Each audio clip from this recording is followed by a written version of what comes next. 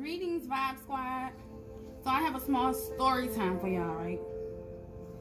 It don't matter what you believe in. If you believe in Buddha, Jewish, it don't matter what you believe in. I'm just using this story as an example to make my point. So I want to talk about when Jesus went into the Mount of Olives and he went to the temple. And after the Jewish feast, he wanted to speak to the people. But the Pharisees was trying to basically throw dirt on his name and tell people basically don't listen to him and he's this and he's that. But something about those people, they didn't care. They still wanted to learn about him and learn what he was about. So they went to him and he taught them, and they sat there and they learned. And in the midst of him teaching them, now the Pharisees and whoever else was already plotting against Jesus anyway to accuse him of certain things, because of course they was trying to turn people away from him. So what they did was they went and got a woman that was accused of adultery or prostitution or whatever she was accused of. Don't quote me on this. I grew up in the Bible, so I'm quoting it. I'm saying it basically in lame terms, in my terms, the way we speak now. So anyway, they went and got her and threw her on the ground, basically threw her in front of God and was like, listen, she out here thotting and bopping. Basically, you know, she committed adultery. She committed acts that by law we supposed to stone her for, right? So Jesus walked up, kneeled down, wrote something in the sand with his finger. Till this day, nobody know what he wrote. And then he turned around and he said, he that is without sin amongst you shall cast the first stone. That might not be verbatim, but you get the gist. So basically what he said was, those of y'all who not out there sinning, who's not doing nothing bad, who's just straight up got a clean slate, who's just a perfect person, then you can throw that stone. And they all looked at each other. First of all, they don't know what this man done wrote in the sand. They don't know, you know, they heard of him. They know what he about. They know the powers he possessed. They know that he get his strength from God. They know all this, so they don't know what this man wrote in the sand. So they like, hold on, we know we ain't right. We know we not without sin. So we cast that stone. We don't know what's about to happen to us. So the leader, he dropped his stone first. And then everyone followed.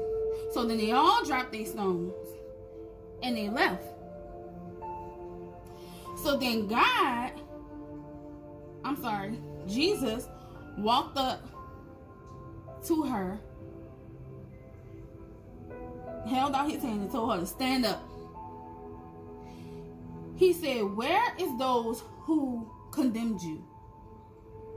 Have they condemned you? She said, no, Lord. He said, and neither will I. He said, sin no more, love, and be on your way, basically.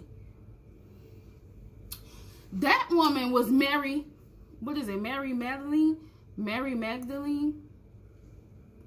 Sorry, I'm saying her name wrong.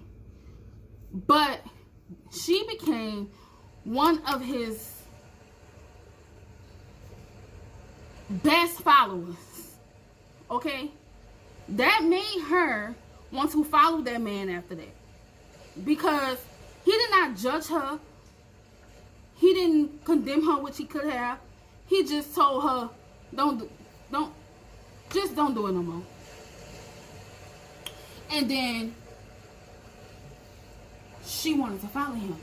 Now, the point of that story is, the people out there, y'all judging people very harshly and then quoting certain parts of the Bible and parts of life that you think you know and trying to turn people the way you want them to be, or tell them that they're not supposed to be out here cursing or doing prostitution or in homosexuality or whatever the case may be. Any sin that's out there, you out there trying to condemn them, but you are not without sin. And you trying to condemn them is not what's going to turn them to God. Y'all turning half of the people away from God doing that. So if your whole stance on your point was trying to turn people to God, you coming telling me that God don't like you and he hates you because you this way, and he gonna condemn you here because you that way, that's gonna make me feel like, why would I want to love a man like that? Why would I even want to be in heaven around a man like that? A man that can't accept me for who I am and my flaws, not saying everything, but who wants me to be perfect. So y'all, when y'all out here preaching to people, make sure you're doing it the right way, because that man didn't preach to her. He told her, okay, just don't do it no more. You know what I'm saying? That's what turned her to Jesus. That's what made her his best follower. It's because he did not condemn her. He didn't make her feel like crap or bull crap because of what she was doing. And then she was the first one there when he rose from the dead. She was one of the first ones there when it was putting him on that cross. She was so loyal to him that it was crazy. It's because the deliverance and the way that he told her what she was doing wasn't right. And even though he told her what she was doing wasn't right, he didn't condemn her or make her feel like she was gross or nasty or she couldn't sit with him. He didn't, like y'all do, you can't sit with us. He didn't do that.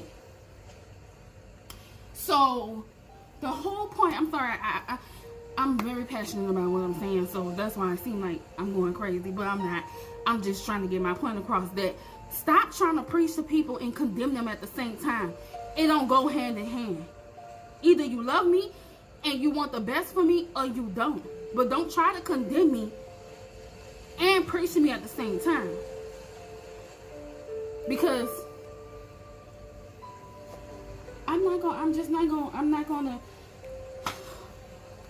it's not gonna register with me. So I love you guys. I hope you got the message. Peace, love, light, blessings, and all that. No stopping me, the stars are aligned.